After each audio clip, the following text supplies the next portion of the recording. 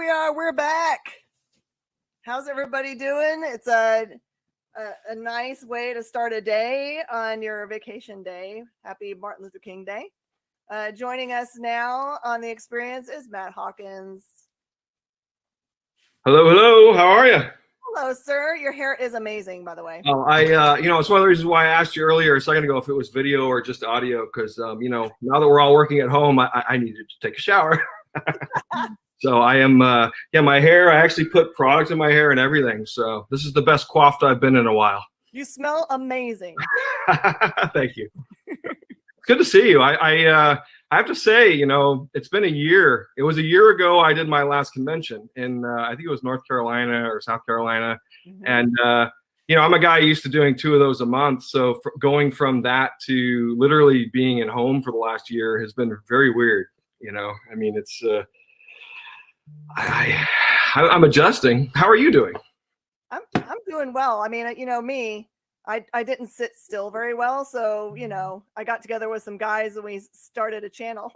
Right. No, this is great. I love it. I just want to make sure that, I love the fact that in our comic book industry that the fans are able to talk to the people that end it.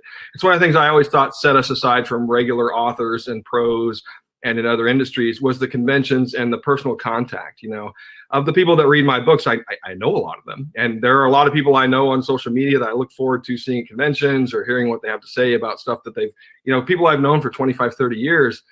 And it's just such a weird time. I been through a lot. I know we've all been through a lot. I feel blessed. My family, my kids are very, healthy. And I'm going to shut this window because the 3 squirrels that make a racket just rolled up on the branch right outside my window there. So, first world problems.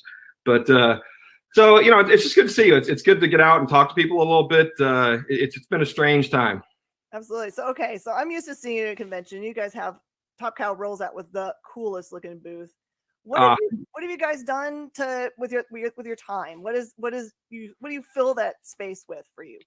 For me, it's a lot of reading and research. I've started watching a lot of TV this last year, which I hadn't done in years prior just because I didn't have a lot of time for it. But, I've worked in TV and written TV before. So it was interesting to get caught up and watch some old shows with new eyes. And it was good because I've kind of gone back and relearned some of my roots of things I liked and explored some, entertainment options for myself. And I enjoyed it. I think one of the things when you're a writer, you have to constantly read and ingest entertainment to constantly be stimulated, and so I need it. I miss it. I miss the interpersonal thing. I really, really do. I feel you so much. So speak to working in the TV industry. Well, I worked on the Power Rangers TV show for 2 seasons in 2003 and 2004, I think it was. Space Patrol Delta and Magic Rangers. My friend Greg Aronowitz was the showrunner, and he asked me to write just an episode, and I did. And they liked it, so they hired me to write more, and I ended up writing a bunch. So I worked on 2 seasons of that TV. At Top Cow, we've produced the Witchblade anime, the Witchblade live action. We've been involved in a number of other film and television options, which we've produced. Some have gone, come back to us, and some have been developed out. A lot of stuff we've been developing for a really long time. It's an interesting time. Everything's changing. It's interesting to watch change in real time.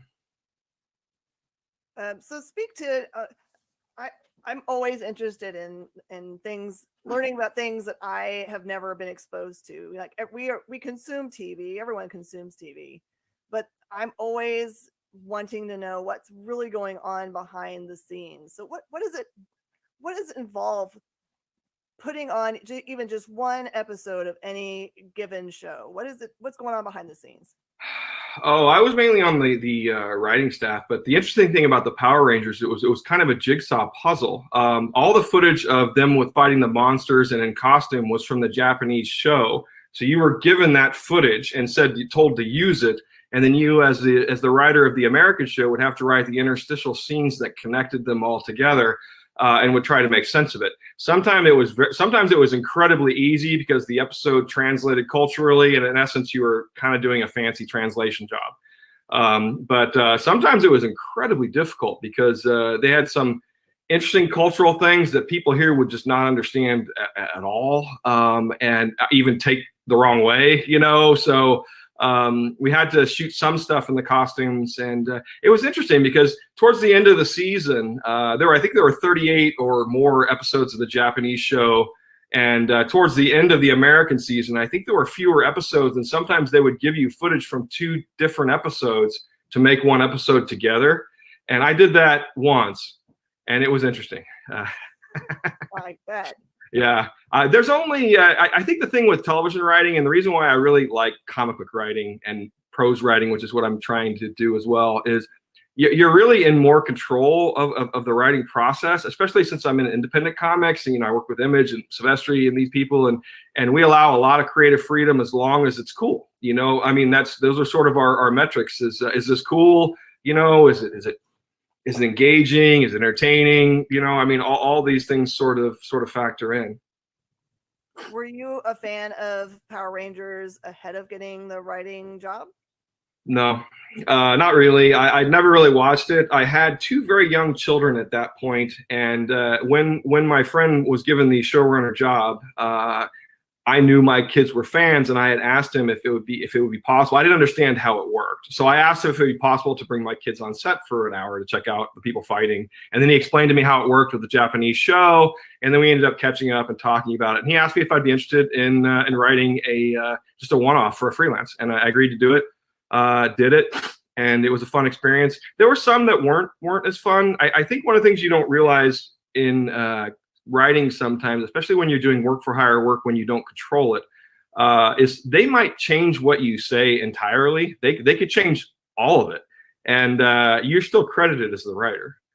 I mean, there were episodes, several that I watched, and I kind of scratched my head as to why they made changes. I'm assuming they had whatever reason. They're the ones that are putting the show on. They've been doing it for years, and who am I to question it, really? But there were some creative choices that were made that I always was like, really? It is what it is. I mean, they were not like detrimental to the storyline. They were just sort of, in my opinion, kind of pointless. But I learned a long time ago that if it's semi-pointless, you don't bother fighting on that hill. Just let it go.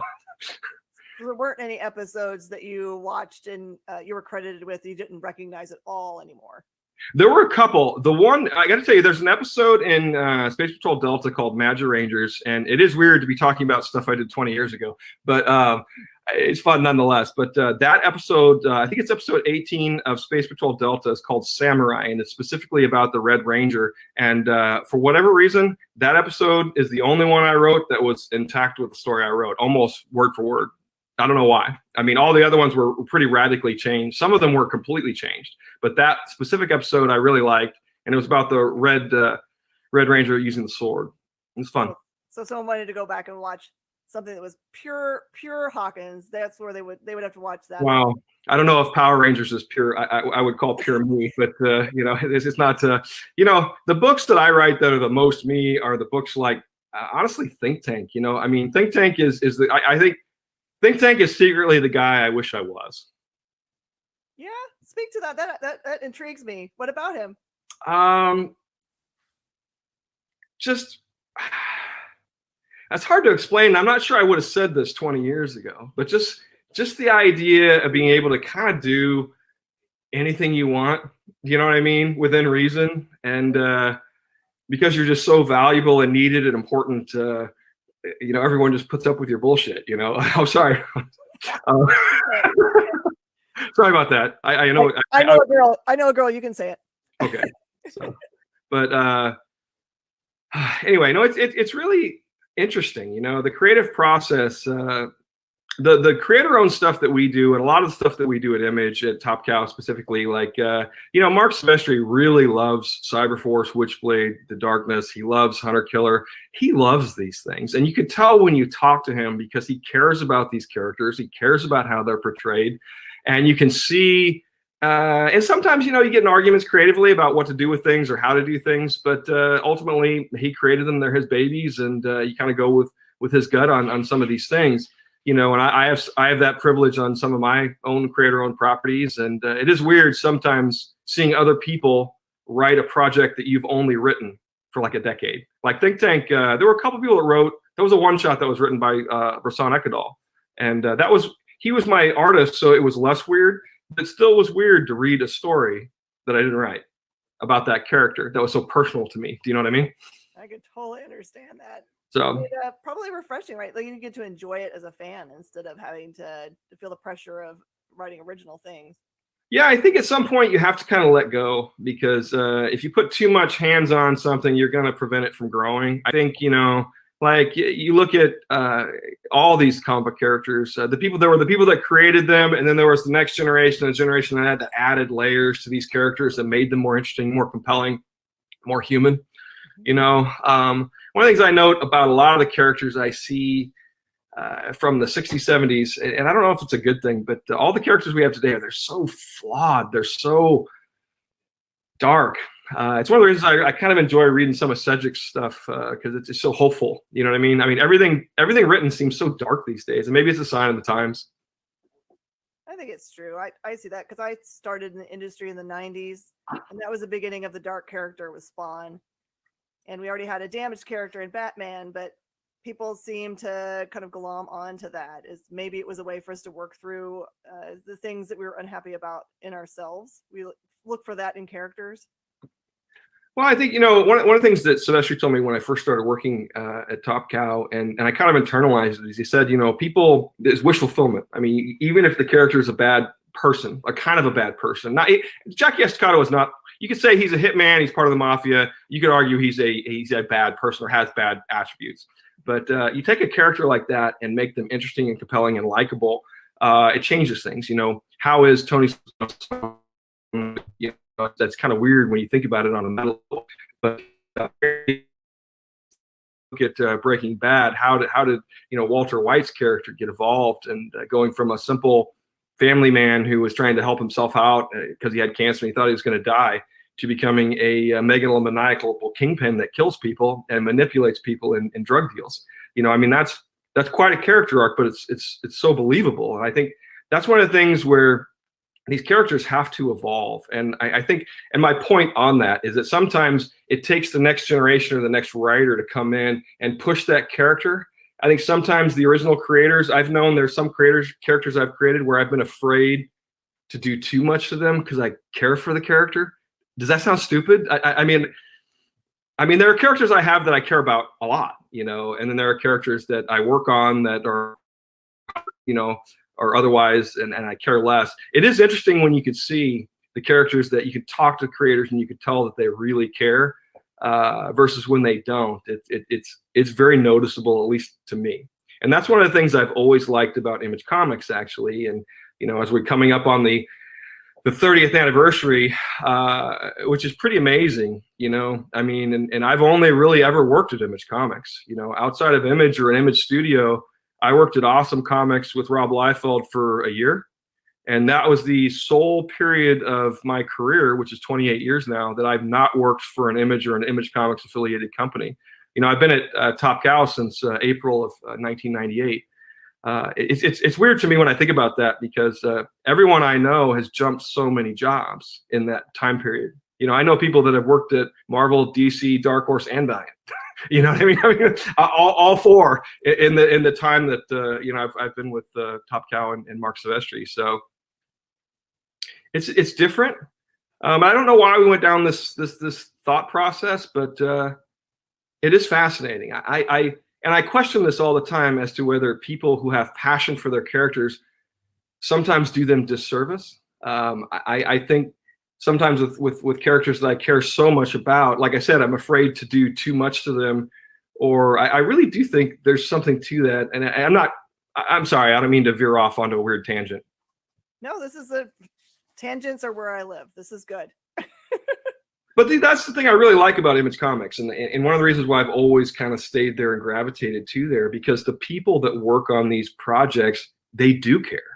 You know what I mean? I mean, they really do care, because most of the people that launch creator-owned projects, the vast majority of us, we do it with the knowledge that we may not make any money. Okay, think about that for a second. I mean, and that includes the mid-range of creators. Not everything is a hit. And that's why you see so many people that mix like work for hire work with other kind of stuff. And I've never really done much work for Marvel or DC.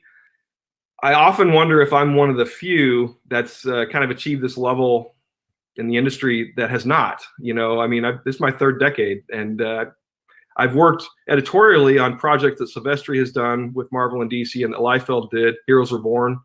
If you go back to Heroes Reborn, I'm pretty sure I'm credited in those books. It's weird sometimes when I go back and look at some of that stuff. It's probably a little bit of both. I suspect that there are people, the reason why they've moved around is because there might be an expectation in the industry that to prove legitimacy, you have to be able to say that I've worked for Marvel and or DC. Do you think that's a little bit true? I think that is true. It also depends on, I think there are not a lot of people that are, to me, like Todd McFarlane, Mark Silvestri, Rob Liefeld, myself. I'm not comparing myself to them because they're Image Founder artists. But the point being is that we straddle the creative and the business. If you actually look at the number of us in the industry, it's not as big as you think. I mean, I would bet it's under 100. And that includes people like Brian Polito and people like that, and Billy Tucci, these guys who are sort of, they have their sort of exclusive online audiences at this point, and they don't care about some of these other distribution outlets, so which is fascinating to me, that people have sort of this with crowdfunding and all these various things. Everything is changing. I mean, it's scary, but it's also exhilarating. Yeah, I think we can look at it right now as, this is a big change for the industry, but if you look at all the changes that it's gone through over the years, I mean, you might have looked at the move that Image made coming out of Marvel as being a ridiculous move, but I cannot imagine a comic book industry without that move now. It was so important to what happened afterward. It really was. I mean, and I wasn't there for the very beginning of it, but I was there pretty soon after. I mean, I started in April of 1993, and I don't know how much I beat those guys in terms of being in those offices, being in that early thing, but it was fascinating to be there for early Image. And when I was at Extreme Studios in Anaheim, the Image Comics office, the corporate office, was right next to it in the same floor. So, and it was completely different. I don't think there are any staff that work there now that work at Image now that worked there back then. Because Eric Stevenson was at Extreme with me, and Rob Liefeld. We both were at Extreme Studios back in the early days. It is interesting. I think Rob honestly does not get enough credit for the innovations that he's done and the people that he brought into the industry, because it's a lot of people. I mean, it's whether you like Rob Liefeld or not, he brought in an entire group of people, and him and McFarlane and Silvestri, these guys, they revolutionized the industry with computer coloring on these books. I mean, go back and look at the books in the late 80s, and they look so much better now. And then McFarlane went, and on top of it, he did it in the toy industry. How cool is that? Look at toys now. They are so much cooler than they were in 1990. And why is that? Because McFarlane toys pushed the envelope, pushed the standard, and now we have, Mattel and companies producing much higher quality figures. And why? Because one guy decided he wanted to build a company and make toys that he thought would be cool and that he'd want to play with and he'd want to set on his shelf. And that's why. And I think that's the same reason why the Image founders did what they did. They wanted to control their own destinies. They were tired of being told what to do when they knew in their hearts they were right. And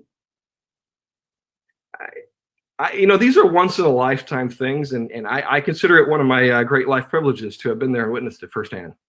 Absolutely. I honestly am still a little bit sad in my heart that they're not called Todd Toys. That was the original name, wasn't it? He couldn't call it that, I think, because of wasn't it because some Barbie has some character Todd? I don't know. I seem to recall he wanted to call it Todd Toys and had to change it. I'm sure there are people out there that have Todd Toys still that they've got in the package as a mad collectible, and I can remember seeing them. These things are cool. When I worked with Liefeld, we produced a couple toys. We did Prophet and Rejects and Shaft. We did some Youngblood toys, and then I did Lady Pendragon. I produced a toy in a Chinese factory on my own in 1998 and released it into the industry, and I'm pretty proud of that toy. The character hasn't aged as well, given sort of the change in what's going on in the industry, et cetera, et cetera. But I would redesign the costume. Let's say it looks very 90s. I've got a whole box of those somewhere, along with the Cybernary and the Web Witch. And oh yeah, no. You know what? You know what was great about those times? I got to tell you, I wish those times would come again. Maybe they are for younger people that are doing webcomics and they see the new frontier. There was just an excitement and an enthusiasm and a belief that we could do it. Do you know what I mean? I mean, there was this belief that we could do it, and I think, and we just went out and figured out how to do it. And I think that's part of the reason why early Image confuses people, because when Image launched, we were all hired, and none of us, like I was hired and put in a very prominent position, and I didn't have any idea what I was doing. I mean, think about that for a second. I was put in a very prominent position at one of the top Extreme Studios, one of the top companies at Image at the time, by itself a top 6 comic book publisher at the time, you know, and I was put in charge of almost all of marketing, editing, and a division. And I was soon then consulted in financial matters, et cetera, et cetera. And it's weird. I have a science degree, you know. I mean, it's my career and my path is just it's so weird to me. And when I stop and think about it, it's odd. I mean, I don't know that I would change anything. I've had some hard times of late, but it's been good. It's kind of tempered me. Like I feel like, you know, I'm that sword being tempered that Arnold was talking about in his little speech bagging on Trump the other day. I've got to talk about the science background, because I'm like, you tell me that you have a science background and then you got hired to do what is clearly not a science position. You have to walk me through how in the world that happened.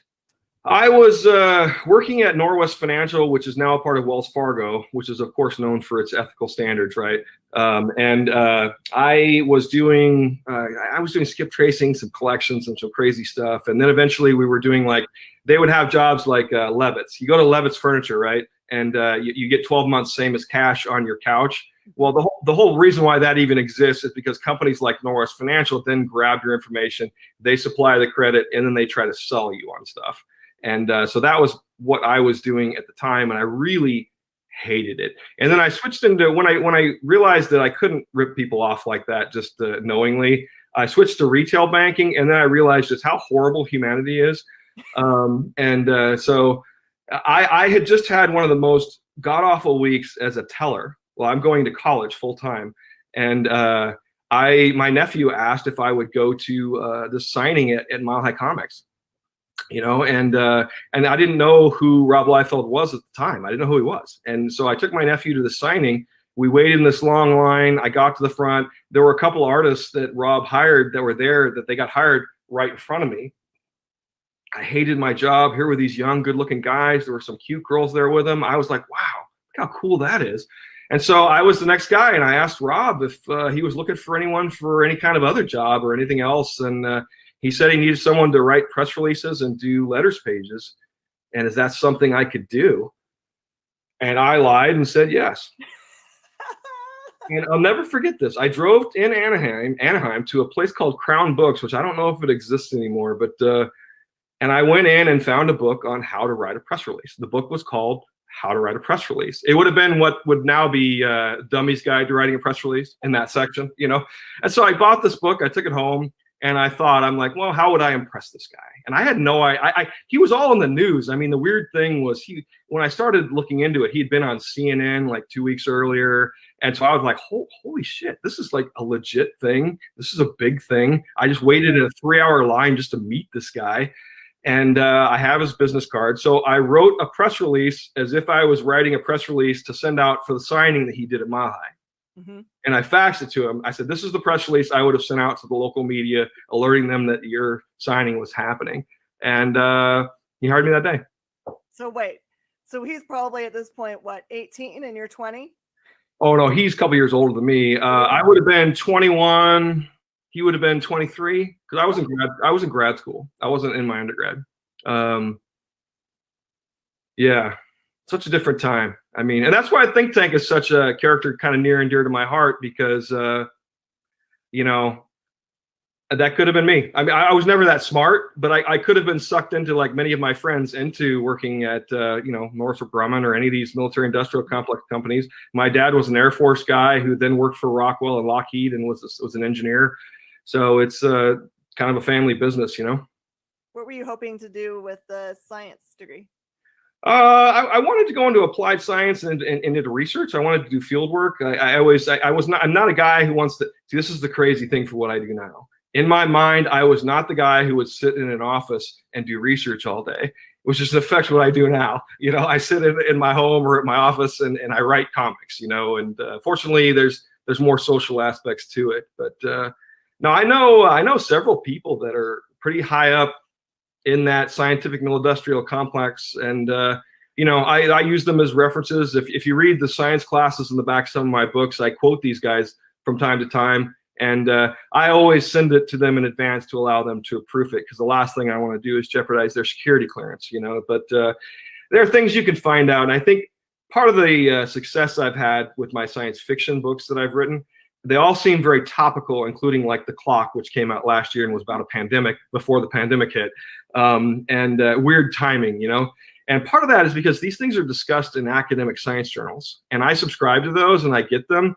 And they're boring, and 99% of the time you just sort of scroll through it and it's all this, you know, academics trying to impress each other. And then you get to one or two sentences and they blow your mind, because it's like, you know, like I remember when I wrote a book called, one of the books I wrote has about Golgotha. It's about having a genetic engine, a stairway. I'm sorry, stairway you have genetic memory in your DNA, meaning there is stuff that's stored in your DNA, and we can use your DNA as a hard drive. This is actually legit science now. I can take and insert information into your body with a needle or whatever, and have it become part of you, and then extract it later. So of course, my mind, when I read that, thinks of, well, so that's why we're here. Somebody did that 10 billion years ago, you know, and boom, stories. And that's how the creative juices start flowing from one or two sentences in some sort of journal. And I did that with science. I did that with Think Tank too. I would always get the very leading cutting edge science. It's weird when you look back 10 years later, because it's not cutting edge anymore. You know what I mean? I go back and I reread it and I'm like, God, it was really cutting edge when it came out. You know, when it was out, it was very cutting edge. And now you read it, it actually feels a little dated, which when I reread it and started thinking about doing a new volume, made me quite sad, actually. Because when you write something that's very tech specific, it's hard, you know. Well, that happens like for, you know, it seems like when we're reading Crichton books that they were so forward thinking, but almost everything that Crichton addressed has come to pass. It's like, yeah, based it on good science that was like, of course, it makes sense that dinosaurs used to have feathers or became birds. Right. And it makes sense. All of his stuff that addresses contagions. And when I read the first issue of Clock, it was like, this is the scariest concept, because it could totally happen.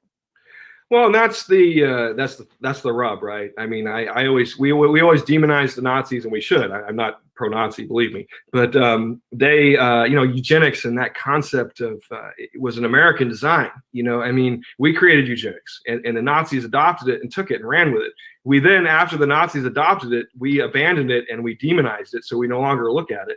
But the idea of an American firm using eugenics, that we do it every day. What do you think GMO foods are? That's in effect eugenics among food. And I talk to people all the time that are disbelievers in science, you know, and especially now we have this weird schism in the country, and there are these people that just don't trust science at all. And I have to tell you, most scientists I know are not political. They could not care at all about politics and what's going on. They're of two cloth. They're either ones that are doing it for achievement and they want to do it because they can, or they're doing it to help people. Those are the two types of scientists. Yeah, but all of them follow the science, right? They're not going to make up data to fit what they wanted it to say.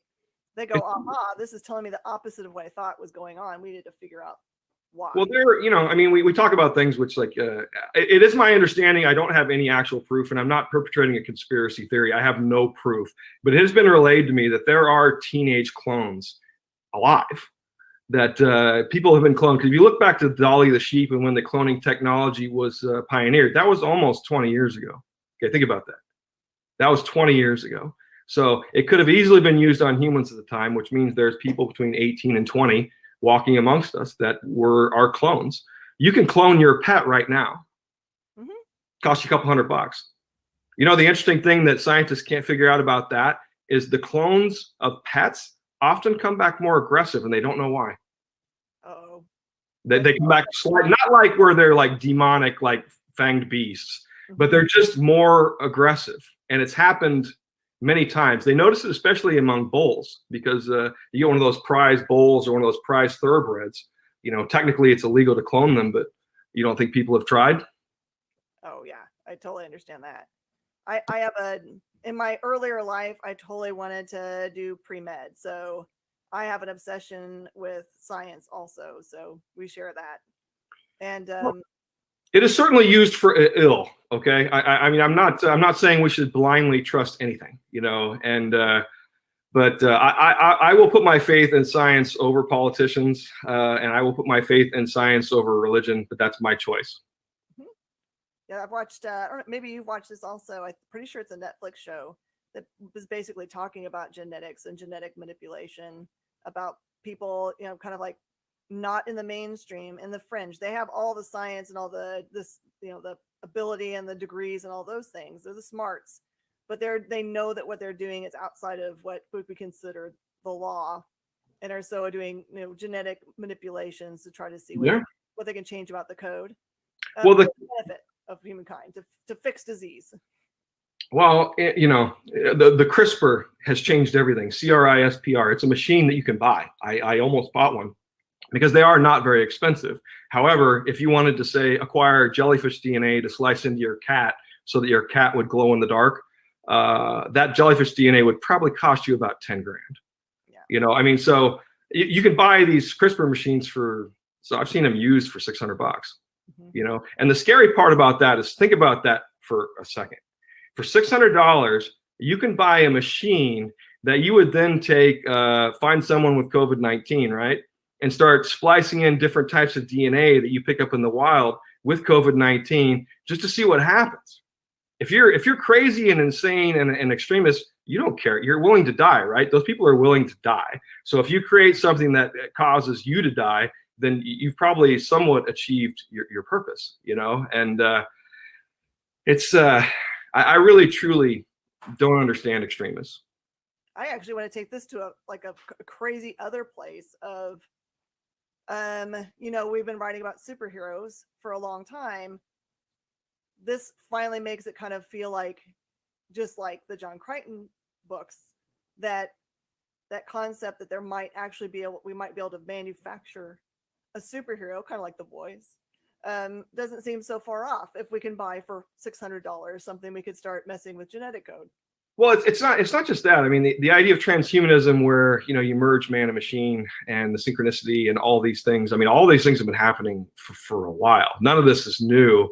And the speed that we have in some of these quantum computers, especially when you take 4 or 5 of them and link them together, you take 4 quantum computers and link them together, and you have more processing computer power than the entire world had 10 years ago in 4 machines. Okay, I mean, so when you start thinking about that and the idea of it, and see, I know this scares people, but the idea of putting a chip in your brain that would allow you to in real time access the internet, you know, I would do it in a heartbeat. And I'll tell you why. Because if you no longer have to remember anything, then you can allow your mind and education and everything in terms of analysis and application. You know, rote memorization, you know, I remember memorizing the entire periodic table. I remember memorizing all the state capitals. Neither one of those has served me well for anything other than Jeopardy. Okay, so, you know, and I don't, you know, so what's the point in rote memorization? In my opinion, there is none. It would revolutionize education if kids were not taught to memorize, but were given things and allowed. It's why I always liked open book tests, when people would, and it was not, and there were more essays or interpretive. It was like, you know, whether you know, Na is, you know, sodium or salt, or versus, you know, Ag or silver, or these things. I mean, who cares, really? Do you really need to know what the atomic weight of silver is? Do you need to know that you can't look it up on your phone in 2 seconds? Yeah. You know, I mean, wasn't that the same problem that they had when we started having the written word, that they were so terrified that we would lose, you know, those, you know, everyone did spoken word back then, and everyone passed it down generationally, and they thought it would mean that we would lose something, but then it freed us up to be able to be innovative, to do other things. I have never thought about that, and you have sparked my curiosity. So I am actually going to look into that, because I've never really thought about how the written word supplanted the spoken word. I realize, the Native American or the First Nation storytellers, how they carried down, and I've heard some of the stories from them on reservations, and that's I have to say that is somewhat magical, and I've been to the Middle East Comic Con, and I've dealt with a 16-year-old kid of a friend of mine who had memorized the entire Quran, and we reflexively think of them, oh, they're evil, but this is a nice kid, nice family. And the fact that he memorized the entire book fascinated me, and because I realized how many Bible thumping, Sunday attending Christians can quote more than 5 verses. I think there's people in both for all different religions that have the passion to memorize it all. It's a celebration of what they believe. I love it.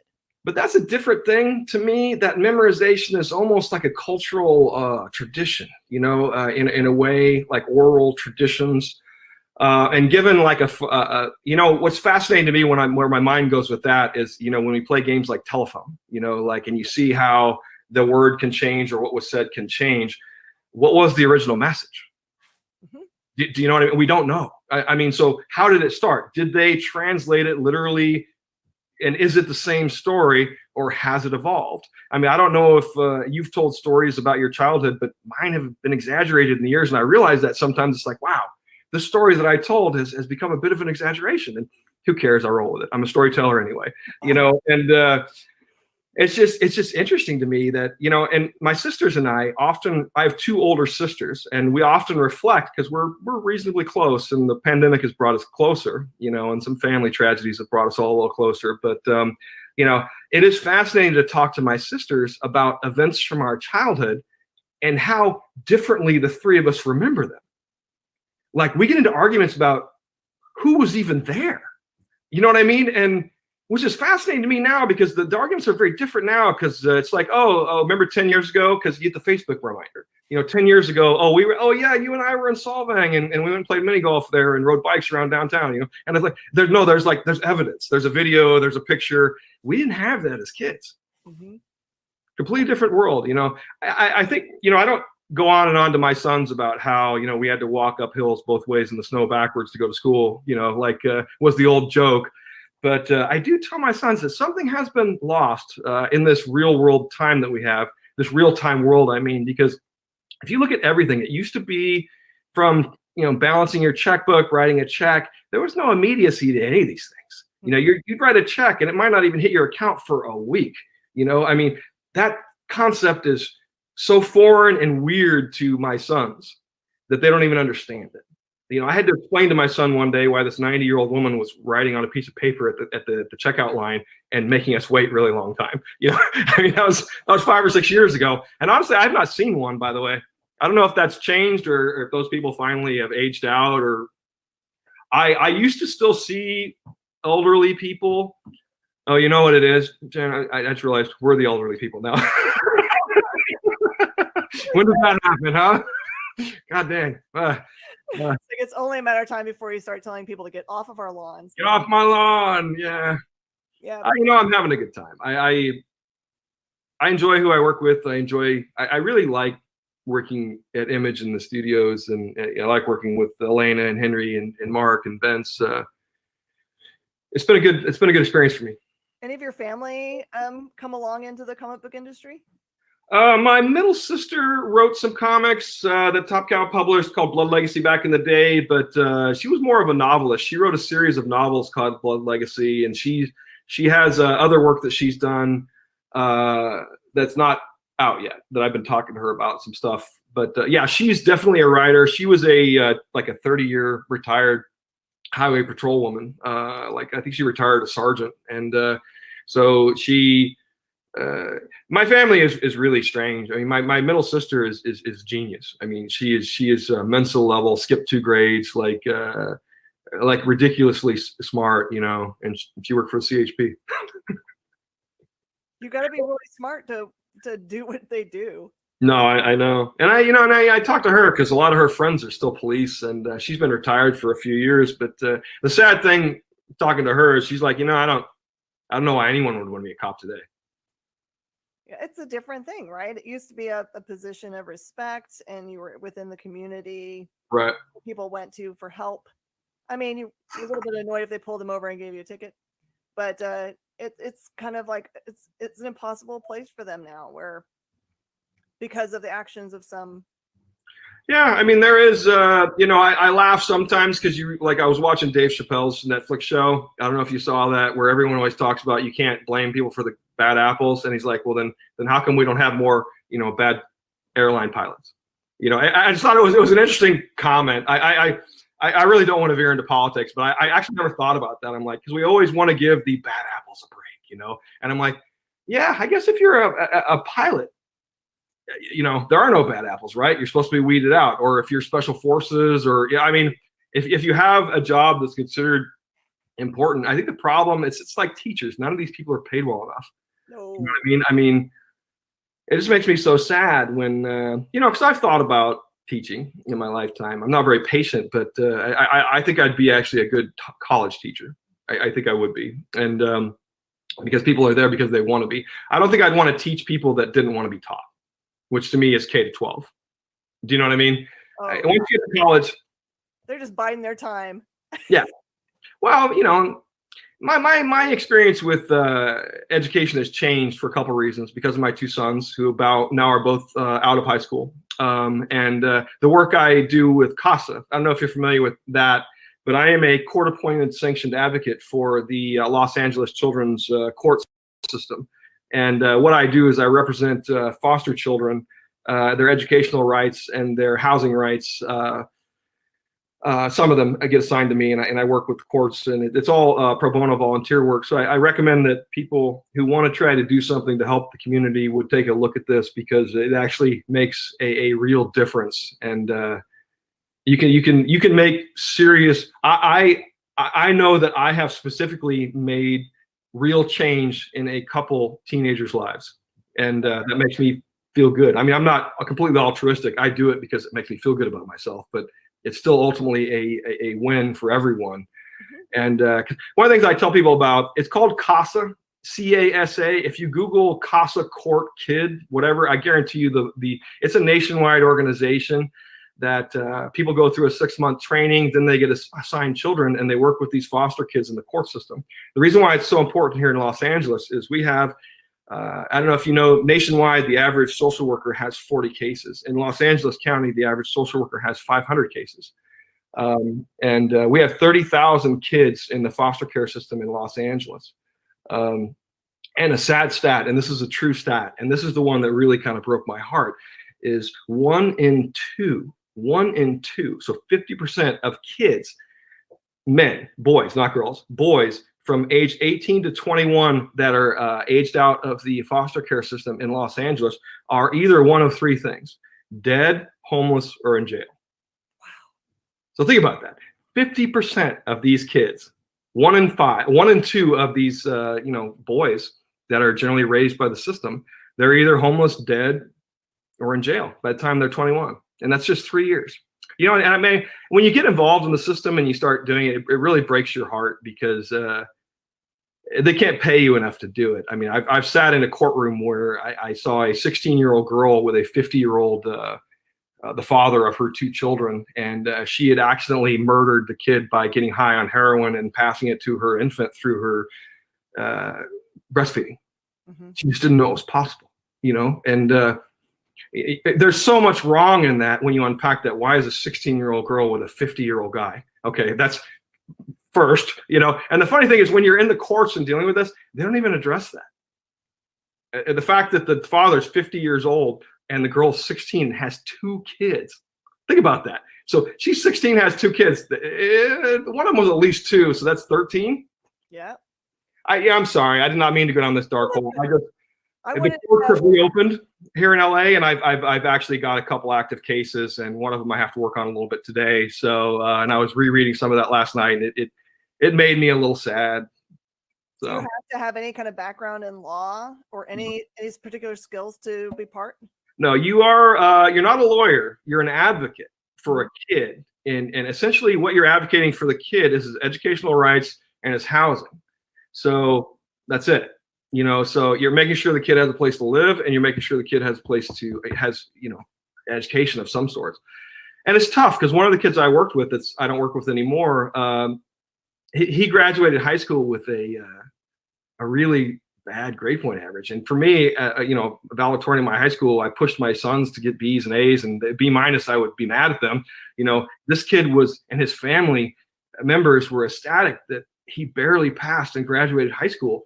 And it was such a weird experience for me because I had to congratulate a guy. And it gets into that white privilege first world. There's a lot to unpack in all this, and I don't want to get into any of that. But it's interesting how I'm really happy that a lot of, the last couple of years have been really tough, and I've been really down on myself. But in a weird way, I'm kind of happy a lot of this stuff has happened because it's changed the way I think about things. And I'm not even necessarily talking about COVID and the pandemic and all these sort of things. But I think it's just important, to just try to do something, and it's hard sometimes, I think, especially, and again, I'm gonna say one last thing on this, and I want to move on because I know this kind of stuff is controversial, but I have to tell you, if you want to, as a white person, actually experience racism, watch it through the eyes of your child, and because my children are not white. I can see your heart. I can see your heart. It's okay. I'm driving emotional. Okay, you love them. You love them, and you've seen what they've had to go through. And I was thinking earlier about something about how we approach, even as a comic book person, I've learned that I can't look at who walks in the front door and decide whether they're a comic book person or not, because we all look so different. You can't judge it. We just need to apply that to everybody, that we cannot judge anybody by what they look like at all. Nothing about their appearance should inform us about what their heart is like. Now, I remember the first time I ever saw Chuck Rosansky. I love Chuck, but the first time I saw this guy, long-haired, hippie-looking guy, red shoes, I'm like, what? And it was just because of my youth, how I was raised. It was a complete prejudice, and It's so interesting when you unpack that as an adult. Do you know what I mean? Yeah, exactly. Yeah. You get older and then realize how you at some point in your life that you were pretty dumb and naive, and it's nice to mature and figure things out. Yeah, but no, and to clarify, I'm sorry I got emotional. It's been a crazy. We're all emotional right now, right? I mean, the world, pandemic, everything. I mean, I had a friend of mine die last week of COVID. It was not good, Yeah, we all, I think, together need a nice cry, honestly. Yeah. All right, I had a question that came up that I thought was a really good one. Yeah, the Tanner O'Neill question. What's your favorite Top Cow book not written by you? Oh my gosh. I'd have to say Sunstone, and this is not the book I would have said a decade ago, and it's because I have such a fondness in my heart for Stepan Sajic and his wife. And they've changed me and made me a much better writer in terms of how to write characters and people and interrelationships. And Sunstone is a book that I should not like. Well, not that I should not like, but 20 years ago, I would never have looked at. I would not have liked it. And it is so quirky and cute and fun and kind of beautiful that I love it. And I think it's a and you could tell it's a work of love. And one of the things I realized about some of these sex positive books and industries, in a way, like S&M or swinging or whatever you want to call it, these people that do these industries or that do these things as a lifestyle, they don't want to be shamed for it. You know what I mean? And one of the things I think we have tapped into with Sunstone and Swing, there are a lot of people that are very active in these communities that would love to have more entertainment to showcase and celebrate their lifestyle, which is what we try to do, versus 50 Shades of Grey, which is kind of rapey stuff. If you talk to anyone actively in the S&M community, which I am not, but if you talk to any of them, they will tell you that they hated 50 Shades of Grey, and they thought it was a really horrible reflection of their community and their values.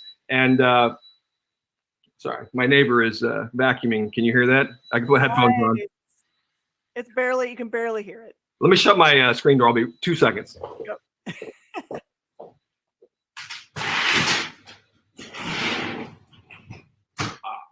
There, shut the door. Sorry about that. But no, and I think there's so many. I mean, Witchblade, was so far ahead of its time. I mean, Witchblade and Darkness, I think, were genius. And I wasn't at Top Gal when those were created, but Silvestri and those guys really tapped into something at the time because, you had Marvel and DC, which owned the spandex set. And a lot of the Image comics were trying to do superheroes. And then Top Gal said, you know what? We tried this Cyberforce, codename Strikeforce stuff, and it worked for a while, but we're going to try this Witchblade, Darkness, Tomb Raider, Fathom, and we're going to go down this line of these other line of books. And they did it, and it worked beautifully, and we suddenly had a supernatural universe, and the Witchblade TNT TV show was way ahead of its time. I mean, there's so many series that came after that. But and I just saw Henry's. I don't know if you saw Henry popping up there. Hey Henry, how you doing, man? About the Witchblade and Darkness Kickstarters, and since Henry and Elena sort of take point on doing all the fulfillment for those things, I want to thank both of them. They do such a great job. I mean, the Kickstarters we've done, and I know you're a comic book retailer, so this may not what you want to talk about. No, it's totally fine. Yeah, but I mean, the crowdfunding has changed things a little bit. I mean. I don't know if we've done, I think 11 of them. Mm-hmm. I would just think of Kickstarters as being a way to reach a different part of the market that there would be people walking into the store. So right. They're usually a little more fancy forms of the books, usually hardcovers, a little more expensive. They give the customer a little bit something different. But I always see anytime anyone's picking up comic books, however they're picking them up, digital or otherwise, as keeping them in their lives so that right. they still might walk into a comic book store and pick up a physical copy someday, even if they're picking it up for a friend to give as a gift. So anyway, comics get out there, I'm for it. So well, I think one of the things that's really revolutionized everything is webcomics. I mean, there are so many webcomics and that are some that are so good. I've discovered a lot. I go out and read them, and sometimes I'll see, this is pretty common in crowdfunding, where you'll see a crowdfunding for one of these things, like, and you go in and the underlying creator basically uses the tack, help me make my dream come true. And I actually do think this is a solid blueprint for people to be able to break into the industry now. I think it might be one of the few ways. You develop a webcomic with friends, whatever it is, you publish it for free for 6 months to a year, you develop a small following, and then you ask that following to help you launch a Kickstarter. And that then raises you to the next level. You have books that are in print, and I've found a couple creators that way that I wouldn't have otherwise been aware of, where I've seen a name for a successful Kickstarter and I'd never heard of them or the project, and then I almost always link it back to something on Line Webtoon or DeviantArt or wherever. But I encourage, if you want to be in comics, create comics. It's really that simple. Make them, publish them online. I mean, we have this ability to publish digitally, which we didn't have 25 years ago. You can create and build an audience from scratch. It's very true. I mean, it used to be very limiting too. Like when I published in the 90s, I had to self-fund, and that wasn't something that just anyone could do in the 90s, because you had to run 3,000 books. There wasn't a print house that would do it for less. Right. Even if you were using really inexpensive paper, it was a lot of money to throw out there. It was basically a really nice used car back then. Well, so, now pay for. I'm sorry to interrupt, but print on demand now actually is good. Mm-hmm. I mean, I actually was shocked. My sister, for a while with her novels, was doing that, where she published them through Kindle World, and was doing fairly well, building her own audience. But then she decided she went with someone who had a print on demand. She did it for one of her secondary things just to see what it would look like. But the quality, especially for prose, was pretty amazing. I've seen mixed results for comics because it's a little harder with the artwork and the color. But for prose, it's really easy to do print on demand now. Absolutely. Yeah, it allows people to follow their dreams a lot earlier, and not have to worry about the crush of going into it with a large debt. And it gives them something physical to hand to a publisher if they want to be considered. It certainly has to be a lot easier for you as a publisher to consider somebody that has a printed book than someone that hands you just 5 pages of. Well, it makes all the difference in the world, and I'll tell you for a couple of reasons. One is that if someone hands me a comic, in the back of my head, I might actually be entertained. Mm-hmm. Do you know what I mean? I mean, at least if you're reading a comic, it doesn't feel quite as much work, and unless you get to the 3rd page and it's really bad, But so someone handing me a comic is much more likely to have it read than someone handing me a script, because reading scripts, there's so many, and I've published on social media at times tips about how to publish and how to pitch people and how to do that. And it's really hard. I mean, because the problem is for the most part, the people who actually take pitches, they don't really want to read them. They really don't want to read them from people that, because when you get a pitch from, say, I don't know, an established creator, they're following, you're likely to sell X amount of books. They have a Twitter feed. You can sort of use these as metrics in a calculation to mitigate your risk when you launch a comic. I like this book, plus it has X writer, plus it has X artist, so we should make money. All these things factor in, and people see that's the biggest thing people forget is that this is a business, and they don't treat it as such. And that's always been my biggest fear about our industry is there's just too many people in too many positions of power that were glorified fan people. So how do you approach it? We've got about 3 more minutes. How do you approach when someone hands you a project? How soon is it like a simple enough thing that you just like within a couple of minutes whether it's something that's for Top Cow or it's easy to pass? I think a lot of that depends. We tend to not accept unsolicited submissions for the reason, mainly for legal reasons. We do the Top Cow talent hunt, and we do it in a very specific and methodical way. You have to fill out a release. And the reason is because people pitch us stories, and often we'll get the same stories from different people, and there's no way they collaborated or knew anything about each other. And that's the weird thing is the zeitgeist, the Carl Jungian idea of the collective unconscious. You saw this Star Wars movie, you read this book, you saw this online meme, it gave you this core idea. That's why we have 5 different, Bugs Life kind of films at the same time. That's why there's Asteroid and this. It's because there, for whatever reason, are multiple competing projects because there was something in the zeitgeist that brought it to the forefront. Absolutely. All right, so I feel like we need like 5 more hours to really talk, and we'll have to do it again. But we have like 2 minutes. Tell everybody what they should be looking for from you in the future. What's coming out? I'm working on a ton of different projects, several of which have not been announced. The one that I'm working on right now that is known is Swing Volume 4, should be out in the fall. The Clock Trade paperback just came out. I have 4 or 5 other projects I'm working on and a couple of new science fiction things that I'm working on as well, but I'm not ready to announce them just yet. But we are excited about Witchblade and the new book we're working with on that, and you can see some of the art and some of the stuff that we've got for the Witchblade half for the Witchblade Kickstarter we just did for Volume 2. But I think there are a lot of opportunities right now because of all the chaos, and I hope. And I was talking to a friend of mine who said the biggest problem we're going to have more than anything is restaurants that Mama June's Soul Food, which has been an icon for 30 years and the food is amazing, is going to get replaced by a Chili's. You know what I mean? You're going to see that in mass in this country in the next year, which makes me a little sad because a lot of the local mom and pop kind of establishments I think are going to be gone. A lot of them, I do know some predatory chain restaurants are doing this now where they're going in and trying to either hostilely acquire or buy out a lot of individual locations based on their leases. Mm-hmm. Think about that.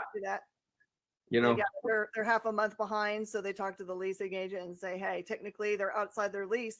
Yeah, kick them out. I'll take the lease for 10 years and we'll put in a Chili's here. And, they have all the, if you kick them out, you can, and they have it paid, you can. This happened to someone I know, actually, which is why I'm kind of incensed by it, especially in this pandemic world, as their assets were also frozen, meaning the restaurant was closed. And the chain that went in and bought it actually got all their equipment too. Shame on them. That is horrible. Yuck. Well, we can look forward to all the positive, cool things that you're going to put out this year. I'm excited to see what's coming out, especially the sci-fi stuff, because that's what I dig about yours, because you always include some real science at the end, so I learn things. Yeah. Well, Top Cow, the best way to catch me or Top Cow is just the Top Cow feeds on Facebook, Instagram, or Twitter. Mine and Mark Silvestri's are all attached to each of those. You can find us. I'm Top Cow Matt on Twitter. We're fairly easy to find, and feel free to send us questions, anything you want to know. Perfect. Thank you so much. I appreciate your time so much. No problem. Thank you for sharing your heart with us today. Take care. Have a great day, you guys. Bye.